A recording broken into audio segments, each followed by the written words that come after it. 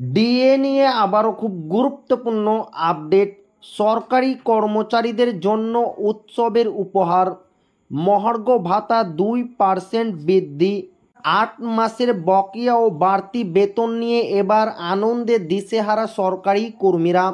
রাজ্য সরকার সম্প্রতি সরকারি কর্মী এবং অবসরপ্রাপ্তদের জন্য মহার্ঘ ভাতা ডিএ 2% বাড়িয়েছে।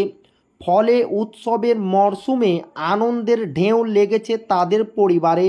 সরকারের এই সিদ্ধান্তে মহারাষ্ট্রের ভান্ডারা জেলায় অন্তত 25,000 সরকারি কর্মী ও পেনশনভোগী সরাসরি উপকৃত হবেন। রাজ্য সরকারের এই বর্ধিত মহার্ঘ ভাতা জানুয়ারি মাস থেকে কার্যকর হয়েছে। এর ফলে জানুয়ারি থেকে আগস্ট পর্যন্ত 8 মাসের বকেয়া টাকাও তাদের এককালীন বেতনের সঙ্গে দেওয়া হবে। ফলে এক ধাক্কায় বেতনের পরিমাণ অনেকটাই বেড়ে যাবে। এতদিন সরকারি কর্মীরা 53% হারে মহার্ঘ ভাতা পাচ্ছিলেন। 2% বৃদ্ধির ফলে এখন তাদের ডিএ বেড়ে হয়েছে 55%। মুদ্রাস্ফীতির হার বাড়লে সরকার সাধারণত বছরে 2 বার ডিএ বাড়িয়ে থাকে, তবে এটি সরকারের ঘোষণার উপর নির্ভর করে।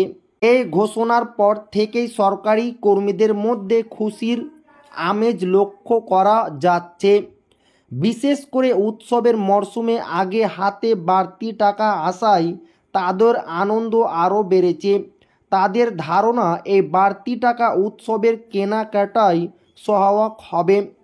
তো এই ছিল ডিএ নিয়ে খুব গুরুত্বপূর্ণ আপডেট যা আপনাদের মাঝে শেয়ার করলাম। তো ভিডিওটি ভালো লাগলে অবশ্যই আপনার বন্ধুদের শেয়ার করবেন যাতে তাদেরও উপকার হয়। আর আপনি যদি এখনও আমাদের চ্যানেলকে সাবস্ক্রাইব না করে থাকেন তো অবশ্যই চ্যানেলকে সাবস্ক্রাইব করবেন এবং আমাদের পাশে থাকবেন। তো আবারও দেখা হবে ডিএ রিলেটেড খুব গুরুত্বপূর্ণ ভিডিওতে।